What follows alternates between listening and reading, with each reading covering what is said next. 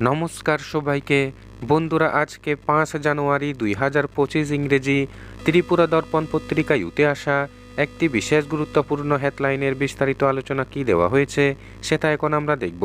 হেডলাইনটির নাম হলো প্রতিশ্রুতি খেলাপের প্রশ্নে এবার রাজপথ কাঁপাবে অনিয়মিতরা।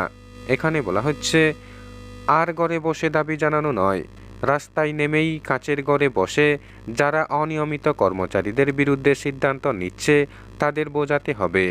শনিবার প্যারাডাইস চমুনিতে রাজ্যের অনিয়মিত কর্মচারীদের 4 দফা দাবির সমর্থনে গণ অবস্থানে বক্তব্য রাখতে গিয়ে রাজ্যের মানবাধিকার সংস্থার সাধারণ সম্পাদক পুরুষোত্তম রায় বর্মন এই কথা বলেন।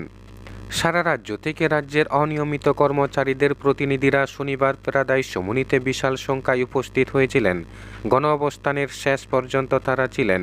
ওখানেই বক্তব্য রাখতে গিয়ে পুরুষোত্তম রায় বর্মন বলেন, 7 বছর আগে নির্বাচনের সময় অনিয়মিতদের নিয়মিত করা হবে বলে প্রতিশ্রুতি দিয়েছিলেন বর্তমান ক্ষমতাসীন দলের নেতারা। তার কি হলো? কেন অনিয়মিতরা নিয়মিত হলেন না? এই প্রশ্ন তোলেন শ্রী রায় বর্মন। তিনি বলেন, অনিয়মিত কর্মচারীরা নরম মাটির মতো, যেমন খুশি তাদের আঁচড়ে যাওয়া হয়েছে, সেই মাটি আজ কাঁপছে।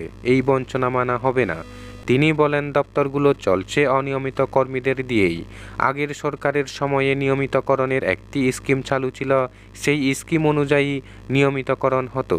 নতুন সরকার আসার পর সেই স্কিম বাতিল করে দেওয়া হয় 31শে জুলাই 2018-তে। আদালতে সরকার জানিয়েছিল নতুন স্কিম আসছে, সেটা আজও আসেনি বলে পুরুষোত্তম রায় বর্মন অভিযোগ করেন।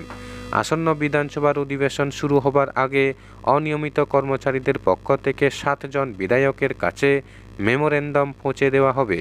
বিধানসভায় আলোচনার জন্য আমরা দেখব কারা কারা অনিয়মিত কর্মীদের পক্ষে আছেন আর কারা নেই। তিনি বলেন, এই স্কিম বাতিল করা মানে পুরোপুরি সংবিধানের 21 ধারা অনুযায়ী বাঁচার অধিকার কেড়ে নেওয়া। সরকার যেটা করছে সেটা সংবিধান বিরোধী কাজ। এই বিষয়ে সুপ্রিম কোর্টের সুস্পষ্ট রায় রয়েছে। তিনি বলেন, আমরা আবার নতুন করে স্বপ্ন দেখা শুরু করেছি। তিনি ঐক্যবদ্ধভাবে এই প্রতিবাদকে বৃহত্তর আন্দোলনের রূপ দিতে আহ্বান জানান।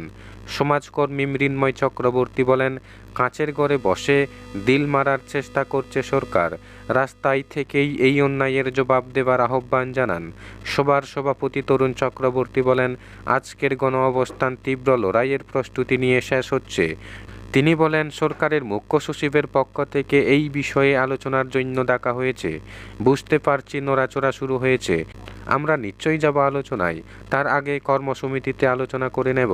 মঞ্চের পক্ষে যুগ্ম আহ্বায়ক রতন দেবনাথ ছাড়াও বক্তব্য রাখেন সন্ধ্যারানী সিনহা, পুনম সাহা, কানু দত্ত, ললিত ত্রিপুরা ও দেবব্রত চাকমা প্রমুখ।